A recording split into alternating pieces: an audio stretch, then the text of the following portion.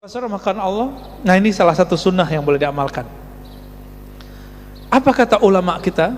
Imam Ibnul Jauzi mengatakan, jika engkau ingin mendapatkan keberkahan, keberhasilan di malam Ramadan, Lailatul Qadar, maka mulailah menanam semangatmu, amalmu dari bulan Rajab.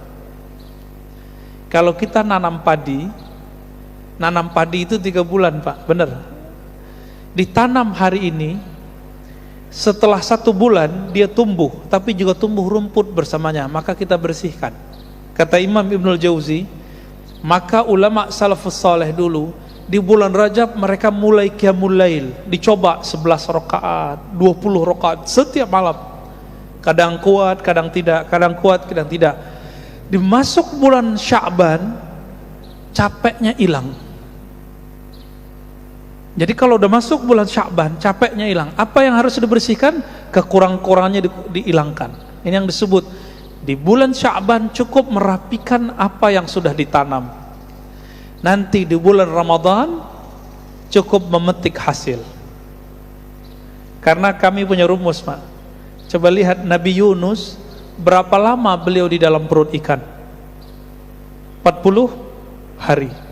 Apa yang dia baca? La ilaha illa anta subhanaka inni kuntu minaz zalimin. Dan disebutkan di Quran, kalau bukanlah Zunnun, Nabi Yunus itu minal musabbihin, dari orang yang banyak zikir, tentu dia akan terkubur di sana sampai kiamat. Maka jika ingin kolbu ini tidak mati, tidak terkubur, coba amalkan zikir ini, Pak. La ilaha illa anta subhanaka inni kuntu minaz zalimin. Amalkan terus sampai nanti bulan Sya'ban, 40 hari. Coba 10 hari pertama bulan Sya'ban ganti zikirnya. Terus setiap malam qiyamul lail. Karena Lailatul Qadar itu bukan terjadi begitu saja. Masa orang Lailatul Qadar cuma ingin dapat Lailatul Qadar malam 27 terus tidur di masjid? Sejak kapan orang tidur di masjid dapat Lailatul Qadar? Kita lihat orang pindah tidur, Pak, plok. Lailatul Qadar apaan? Nanti jam 2 bangun, Lailatul Qadarnya udah lewat, jam 12 udah lewat. Rata-rata rahasia itu turunnya mulainya jam 12-an, tengah malam itu. Pas tengah malam itu, di situ banyak orang tertidur. Di saat tertidur itulah Allah lihat, Allah pandang kalbu yang masih hidup. Innallaha yanzuru ila qulubikum. Allah pandang kalbu yang hidup. Jadi coba, Pak, latihan mulai malam ini. Coba kalau bangunnya agak lebih awal, jam 3. Nanti sampai jam 4 rehat sebentar. Jadi 1 jam beramal. Itu dahsyat itu. Kalbunya akan luar biasa. Orang yang setiap hari jalan cepat setengah jam, jantungnya sehat. Benar gak? Maka disebut dengan senam jantung.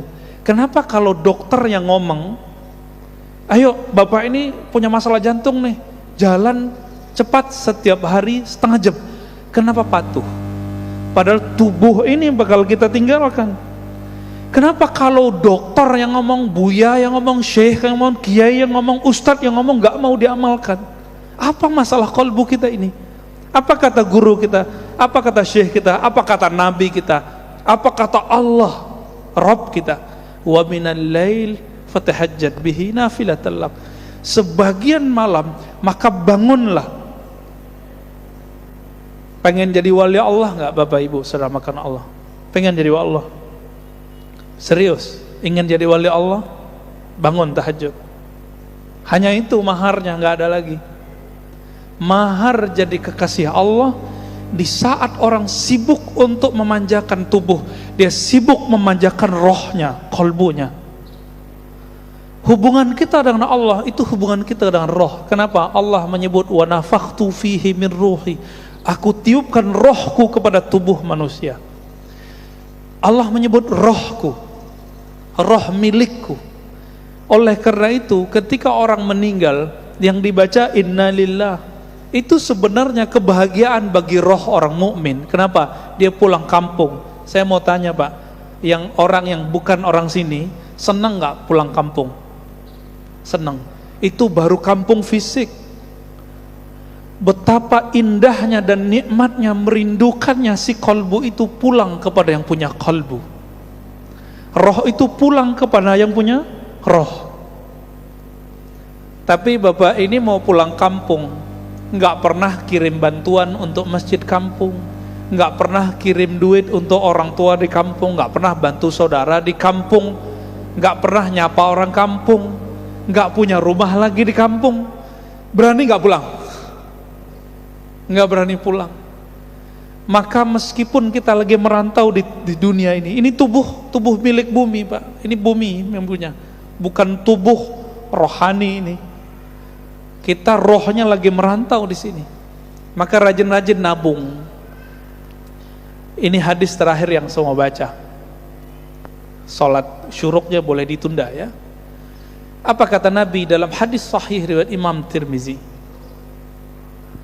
Laqitu Ibrahima lailatan usriyabi.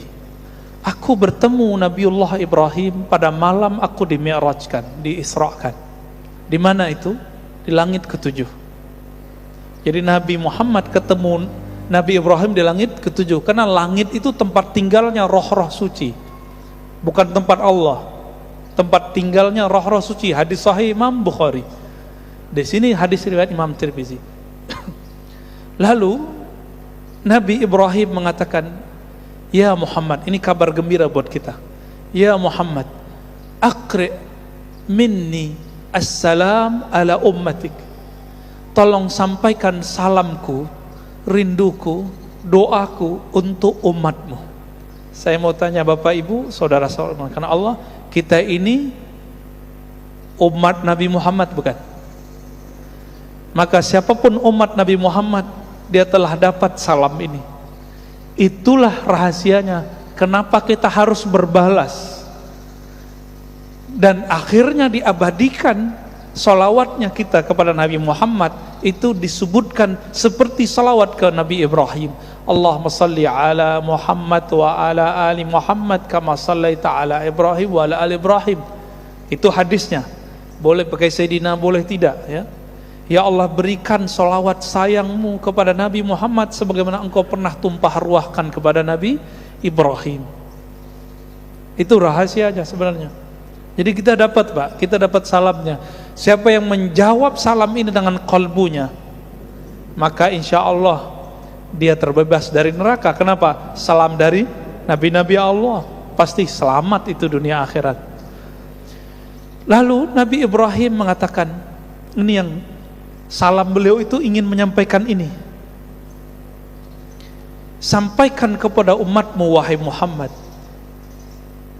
inna fil jannah, sesungguhnya di surga itu ada air. Airnya sangat bening, tanahnya sangat subur.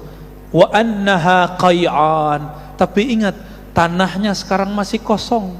Subur tapi belum ada tanamannya, belum ada bangunannya.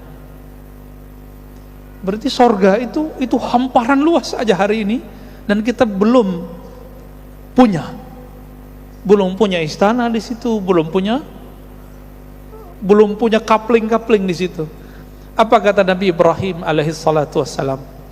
Wa anna gharsaha, sesungguhnya tanamannya, aset-asetnya, kapling-kaplingnya, pondasi-pondasinya ada pada 4 kalimat yang sudah kita hafal dari kecil. Subhanallah walhamdulillah wa la ilaha illallah wallahu akbar. Disebut dengan tanaman surga. Di hadis Imam Bukhari, Nabi berkata ke Abu Musa al-Ash'ari, ala adulluka ala kanzin min kunuzil jannah, maukah kamu aku tunjukkan investasi surga, kanzun. Apa itu? La haula wala quwwata illa billahil azim. Maka ulama kita gabungkan hadis yang terpisah ini. Himbauan saya cuma satu, Pak, supaya salam ini terjawab, salam Nabi Ibrahim ini terjawab. Coba kalau pagi jangan lupa zikir subhanallah walhamdulillah wa la ilaha illallah wallahu akbar wa la haula wa la quwwata illa billahil azim 100 kali. Sore 100 kali. terus begitu sampai kita mati. Berarti kita telah membangun, telah investasi di surga. Ingat kali hadisnya tadi, wa annaha qay'an, bahwasannya surga itu tanahnya sangat luas, sangat subur, tapi tidak ada tumbuhannya. Kalau ingin bangun istana cuma dua caranya: sedekah, sholat 12 rakaat. Sedekah bangun masjid, man bana lillahi baitan banallahu lahu baitan fil jannah. Yang bangun masjid, Allah bangunkan istana di surga. Yang kedua, siapa yang sholat isnatai asyrata rak'ah, yang sholat 12 rakaat setiap hari, banallahu lahu qasran fil jannah, maka Allah bangunkan bagi dia istana di surga. Makanya duha itu 12 rakaat meskipun hadisnya dhaif. Kalau nggak sanggup ya 2 sampai 4 ya. Nah ini pesan Nabi Ibrahim, itulah pesan inti kita. Coba amalkan ini bulan Rajab, nanti Sya'ban tinggal hilang capeknya.